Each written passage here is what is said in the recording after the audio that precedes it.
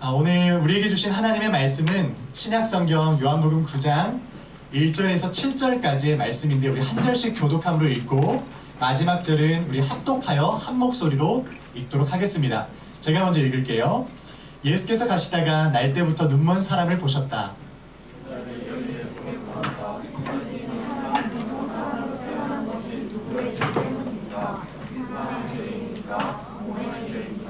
예수께서 대답하셨다. 이 사람이 죄를 지은 것도 아니요 그의 부모가 죄를 지은 것도 아니다. 하나님께서 하시는 일들을 그에게서 드러내시려는 것이다.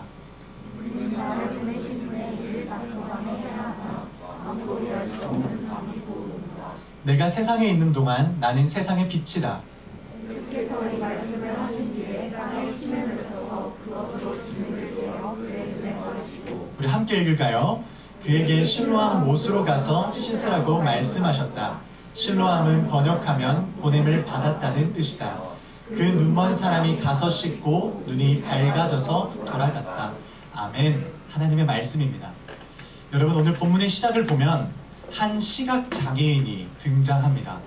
근데 말씀을 자세히 보니까 이 사람 사고로 인해서 후천적으로 장애를 얻게 된 게 아니라 태어날 때부터 앞을 보지 못하는 사람이었다고 기록하고 있습니다.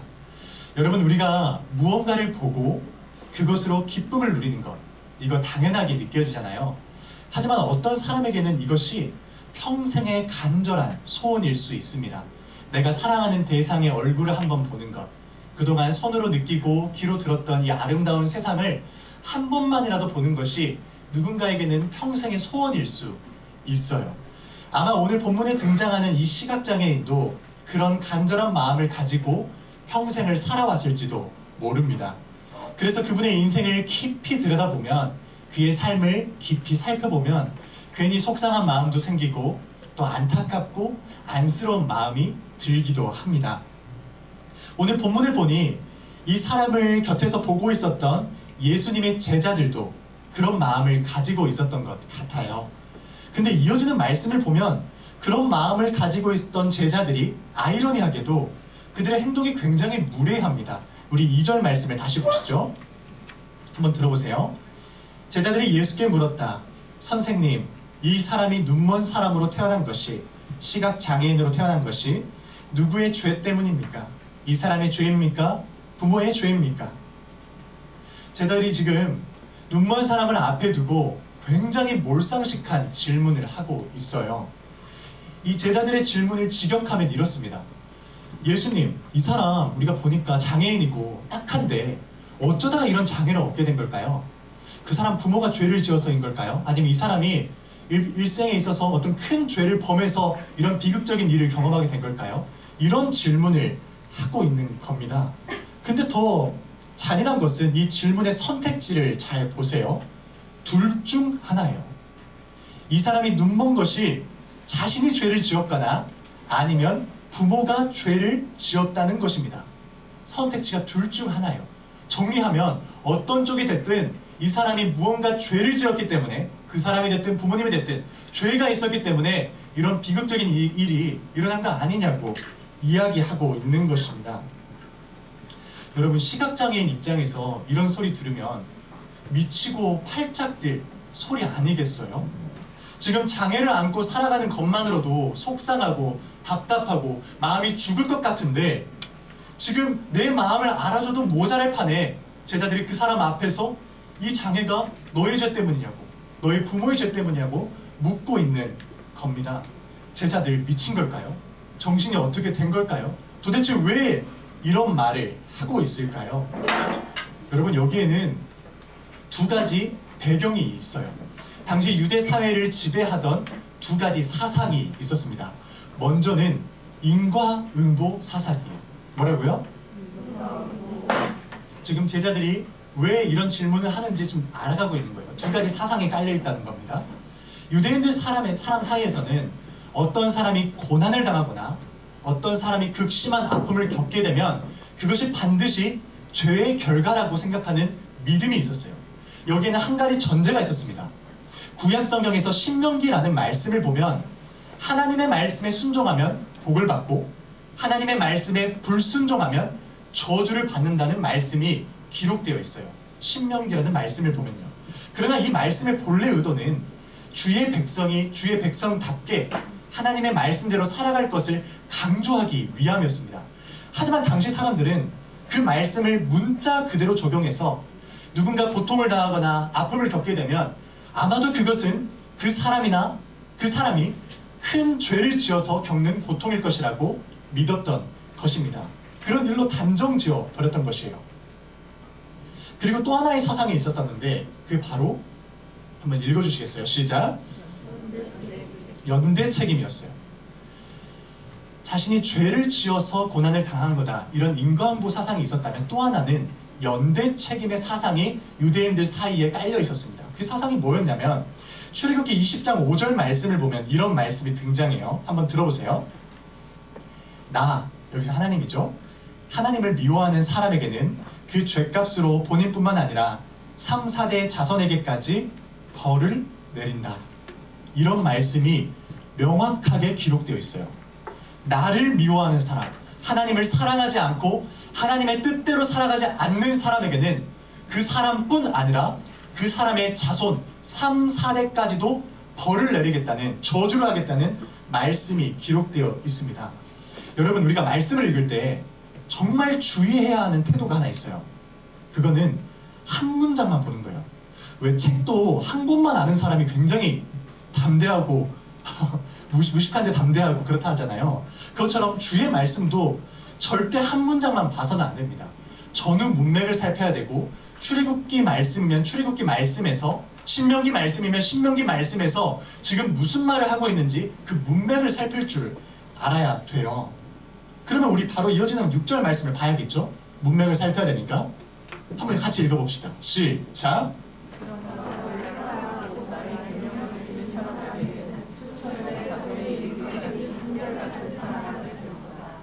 바로 이어지는 구절을 보니까 저는 문맥을 살피고 있는데, 주님을 사랑하는 사람에게는 수천 대 자손에 이르기까지 하나님의 사랑을 베푸시겠다고 약속하고 있습니다. 여러분, 이 5절 말씀과 6절 말씀을 잘 들여다보세요. 한 가지 오류를 발견하게 돼요. 한번 가정을 해봅시다. 우리 집에 할아버지가 계시고 아빠가 계시고 또 내가 있는데, 할아버지는 하나님을 굉장히 미워하는 사람이에요. 하나님이란 단어만 들어도 막 극대노하시고, 그런 소리 나한테 하지 말라고, 나는 죄 지으면서 평생 살 거라고, 그런 분이세요. 근데 우리 아버지는 하나님을 정말 사랑하시는 분이에요. 하나님의 말씀이라고 하면 두렵고 떨리는 심정으로 바라보고 하나님의 말씀대로 살아가고자 고군분투하시는 분이세요. 나의 할아버지는 하나님을 미워하는 사람, 나의 아버지는 하나님을 사랑하는 사람이에요. 그렇다면 나는 저주를 받을까요? 복을 받을까요? 이 5절과 6절 말씀을 근거로 한번 제시해 보세요. 할아버지는 하나님을 미워하는 사람이고 아버지는 하나님을 사랑하는 사람이라면 나는 저주를 받을까요? 복을 받을까요? 우리 5절 말씀을 보면 벌을 받아야 될 것 같고 3, 4대 자손에 이르기까지 저주를 받아야 되니까 6절 말씀을 보면 복을 받아야 될 것 같아요. 한 가지 오류에 빠지게 됩니다. 여러분, 이 말씀이 이 출애굽기 전반을 살펴보면 어떤 메시지를 전하고 있는지 우리는 확인하게 되는데, 그것은 하나님을 사랑하는 마음, 하나님을 미워하는 마음은 나에게만 영향을 미치는 게 아니라 내 자손에게까지 영향을 미칠 수 있다는 거예요. 복과 저주를 받는 게 포인트가 아니라 내가 지금 하나님을 사랑하는 마음이 내 자손에게도, 내 2대, 3대, 4대 자손에게도 영향을 미칠 수 있다는 것을 강조하는 말씀이에요. 그래서 너희가 나의 약속의 말씀을 붙들고 내가 너를 선하게 인도해 줄 거라는 그 복된 말씀을 붙잡으면서 나를 사랑하는 삶을, 나를 믿는 삶을 살아갔으면 좋겠다는 그런 메시지를 담고 있는 것입니다. 그러나 이스라엘 백성들은 이 하나님의 마음을 오해했어요. 이 말씀을 문자 그대로만 받아들여가지고 누군가 어려움을 겪고 있다면, 고난을 당하고 있다면 그것은 본인의 죄거나 인과응보 사상 때문에 본인의 죄거나 아니면 연대 책임의 이 말씀을 적용해서 부모님이 죄를 지어서 이 사람이 고난을 당하고 있구나, 이렇게 생각하는 전제가 이스라엘 사람들 사이에 있었던 것입니다. 그게 당시의 이스라엘의 배경이었고 오늘 본문 속 등장하고 있는 제자들이 가지고 있는 사상이었어요. 그래서 그들은 시각장애인을 눈앞에 두고도 오늘 말씀처럼 무례한 질문을 던졌던 것입니다. 여러분, 그런 상황 속에서 우리 주님이 뭐라고 답변을 하셨는지, 당시 모든 사람들이 믿고 있었던 그 전제 속에서 주님이 뭐라고 말씀하셨는지 우리 같이 한번 읽어볼까요? 3절 말씀입니다. 시작! 예수께서 대답하셨다. 이 사람이 죄를 지은 것도 아니고 그의 부모가 죄를 지은 것도 아니다. 하나님께서 하시는 일들을 그에게서 드러내시려는 것이다. 당시 사람들은 어떤 사람이 고난을 당하면 반드시 죄와 연결된다고 생각했어요. 그 사람이 죄를 지었거나 연대 책임에 의해서 부모가 죄를 지었거나 둘 중에 하나라고 단정했습니다. 근데 예수님은 뜻밖의 대답을 하세요. 그 사람들이 가지고 있었던 패러다임을 깨트리는 그런 말씀을 하시고 계신 겁니다.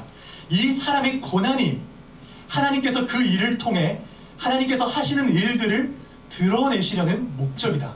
이런 말씀을 하시는 거예요. 여러분, 우리 이 말씀을 주목해서 볼 필요가 있어요. 왜냐하면 이 말씀은 특별히 예수님께서 하셨던 말씀이기 때문에 그래요. 우리가 삶을 살아가다 보면 어떤 감당하기 어려운 시련, 고통, 그리고 아픔, 이런 것들을 경험할 때가 있어요. 그럴 때는 우리는 너무나 자연스럽게 하나님이 나를 미워하셔서, 하나님이 나를 사랑하지 않으셔서 내가 지금 이런 아픔을 겪고 있나? 고통을 당하고 있나?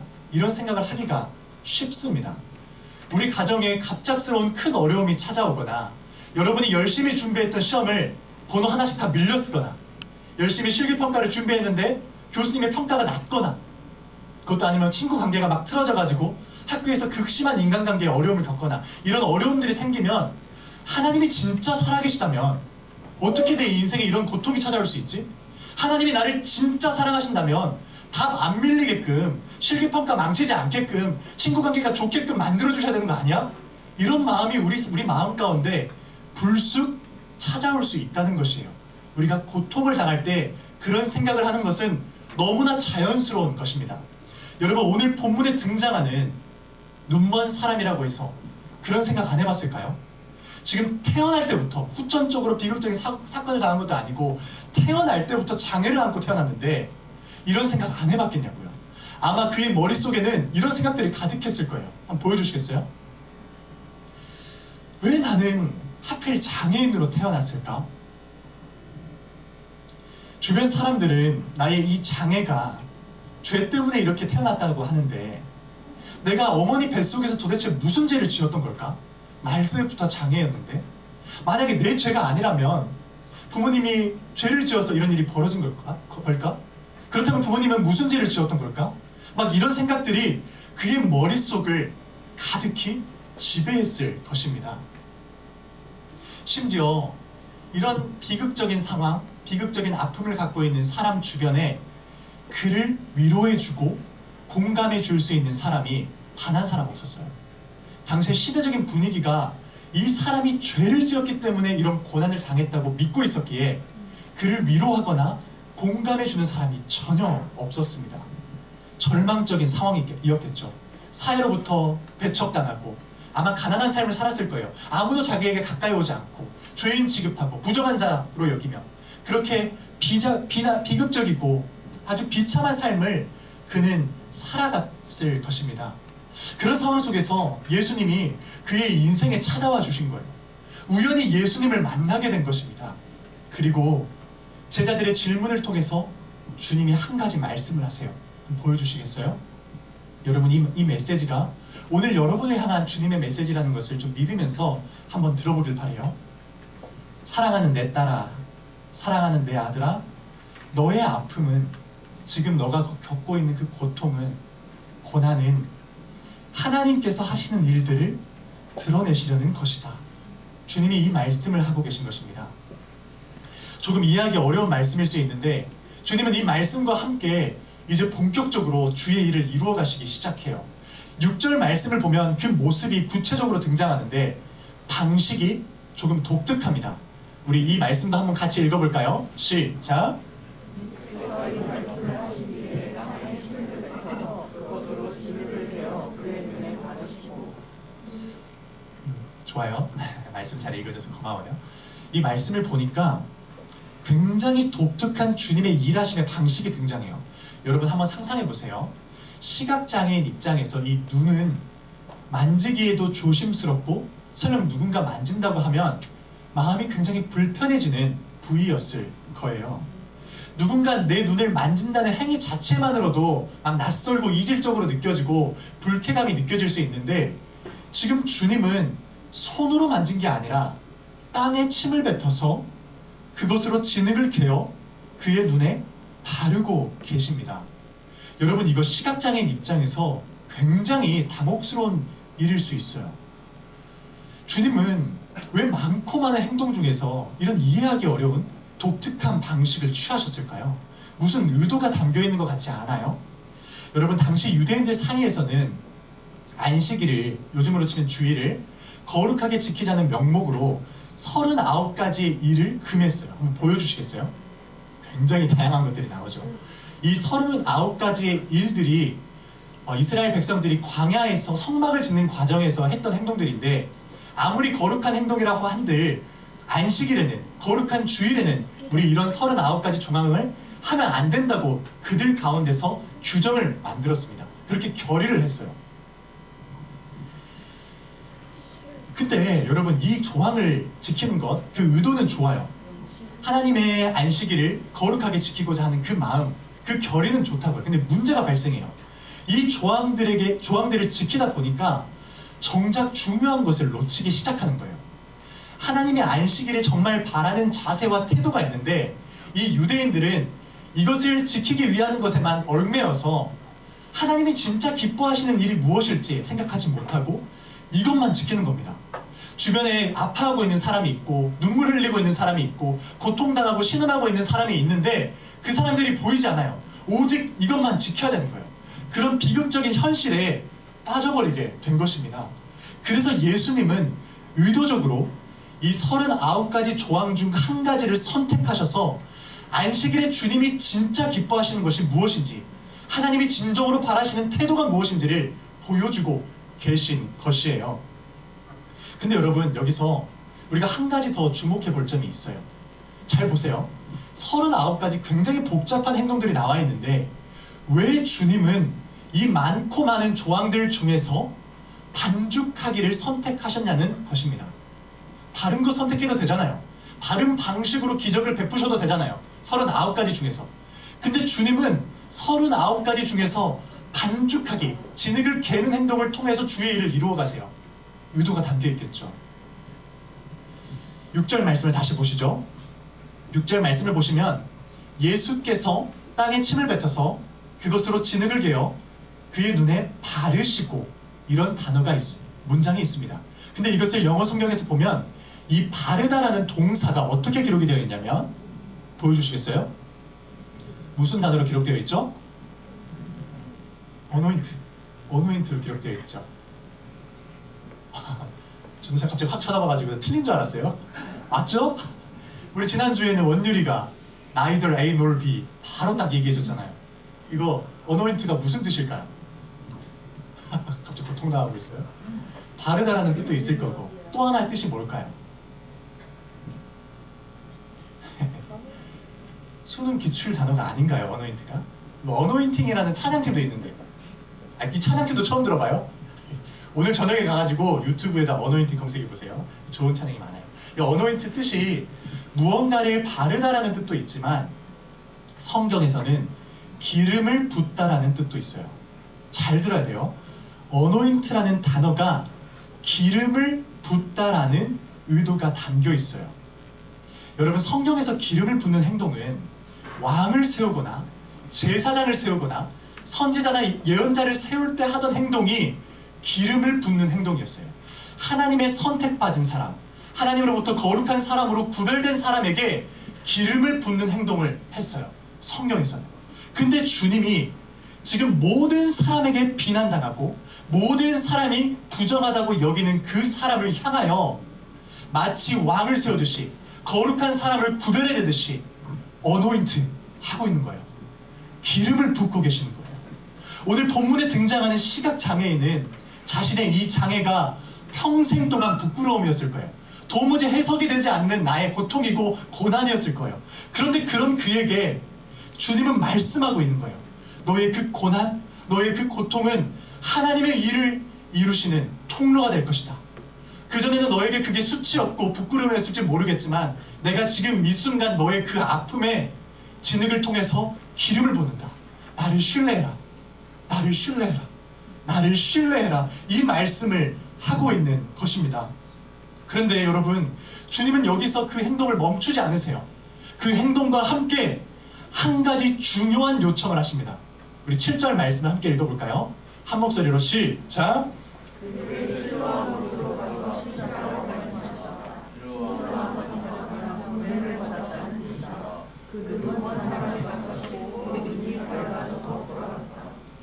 여러분, 이 말씀을 보면 우리가 한 가지 사실을 깨닫게 됩니다. 통찰력 있는 친구들은 맞출 수 있을 텐데 한번 맞춰보세요. 여기 지금 우리가 한 가지 발견할 수 있는 사실이 담겨 있는데 그거 나 뭔지 알겠다는 친구 있나요 혹시? 그러면 시대가 많이 지나긴 했지만 전도사님이 두쫑크를 보내줄게요. 요즘에 두쫑크 카카오톡으로 선물 되더라고요. 주소지만 입력하면 보내줘요. 전도사님이 2만 원짜리 선물해 줄게요. 뭘까요? 한 가지 사실이. 네, 이 말씀을 통해서 한 가지 사실 깨달아지는 부분이 있다. 두쫑크가 간다. 아직 못 먹은 친구들 많은데 두쫑크 간다. 모르겠어요. 알고 싶은데. 여러분, 이 말씀을 보면 여러분들이 못 맞출 줄 알았지롱. 그래서 큰 거 얘기했지롱. 이 말씀을 보면 우리가 한 가지 알 수 있는 게 있는데, 예수님이 시각장애인 눈에 진흙을 바르신 후에도 그 눈이 낫지 않았다는 거예요. 눈먼 사람 입장에서 지금 이 상황은 도저히 이해가 되지 않는 상황이었을 거예요. 나를 치료해 주겠다고, 나를 사랑한다고 하면서 나에게 다가오셨는데, 그리고 내가 불편한 부위를 만지면서 막 도저히 이해되지 않는 행동을 막 내 앞에서 베푸셨는데 눈이 낫지 않았어요. 근데 그런 상황 속에서 이제는 더 이해할 수 없는 한 가지 요청을 합니다. 실로암에 가라고요. 여러분, 지금 이 이야기 듣고 있는 사람 누구예요? 눈먼 사람이잖아요. 장애인이잖아요. 앞을 보지 못하는 사람이잖아요. 근데 그런 사람한테 주님이 실로암을 찾아가라고 말씀을 하고 계세요. 그렇게 요청을 하신다고요. 길을 찾아갈 수 없는 사람한테 실로암에 가래요. 이거 더 이해되지 않는 상황이에요? 이제 않아요? 지금 안 그래도 마음이 불편한 상황에서, 도저히 이해할 수 없는 상황에서 주님은 받아들일 수 없는 요청을 하고 계신 것이에요. 여러분, 만약 이 사람이 이 주님의 말씀에 순종해서 실로암을 찾아갔다고 한번 가정해 봅시다. 이 시각장애인은 당시 부정한 사람으로 여겨져서 이 복장이 굉장히 가난해 보였을 거예요. 왜냐하면 사회로부터 배척당했기 때문이에요. 근데 거기다가 눈에는 진흙이 발라져 있어요. 그리고 앞을 막 더듬거리면서 실로암이 어딨어요? 실로암이 어딨어요? 하면서 찾아가는 그 모습을 한번 상상해 보라고요. 수치스럽지 않겠어요? 부끄럽지 않겠어요? 사람들이 나를 보면서 수군거리는 그 소리가 막 들리지 않겠어요? 하나님은 나한테 왜 이런 비참한 상황을 만드시는 걸까? 왜 나를 고통 가운데 더 거하게 하는 것일까? 나를 낫게 할 거면 바로 낫게 하시지, 왜 이런 이해되지 않는 일련의 과정들을 만드시는 걸까? 그런 마음이 생기지 않겠냐고요. 근데 오늘 본문 속에 등장하는 이 시각장애인은 주님이 선하신 분임을 믿었어요. 오늘 본문에는 등장하진 않았지만 아마도 이 시각장애인은 주님의 소문을 들었던 것 같아요. 주님이 선하신 분이라고, 선한 목자가 나타나셨다고, 우리의 삶을 책임지시고 치유하시는 분이 나타났다는 소문을 들었을 것이라고 생각해요. 그 사실을 이 사람은 믿었던 것이에요. 그래서 도저히 이해할 수 없고 도무지 받아들일 수 없는 상황 속에서 선하신 주님을 끝까지 믿어보기로 선택했던 것입니다. 그때 그 눈이 낫게 되는 놀라운 기적을 경험하게 돼요. 여러분, 오늘 말씀은 우리에게 한 가지 분명한 메시지를 전하고 있습니다. 우리가 이해할 수 없는 상황 속에서도 도대체 나에게 이런 고난이, 이런 고통이 왜 왔을까? 나는 왜 이런 시간들을 지나가고 있을까? 그런 상황 속에서도 선하신 주님을 신뢰해라. 하나님이 너를 책임지고 있으니 도저히 이해되지 않는 상황 속에서도, 아픔 가운데 있다 하더라도 그 상황 속에서도 선하신 주님을 신뢰해라. 이 말씀을 전하고 있는 겁니다. 사랑하는 여러분, 이제 말씀을 정리하겠습니다.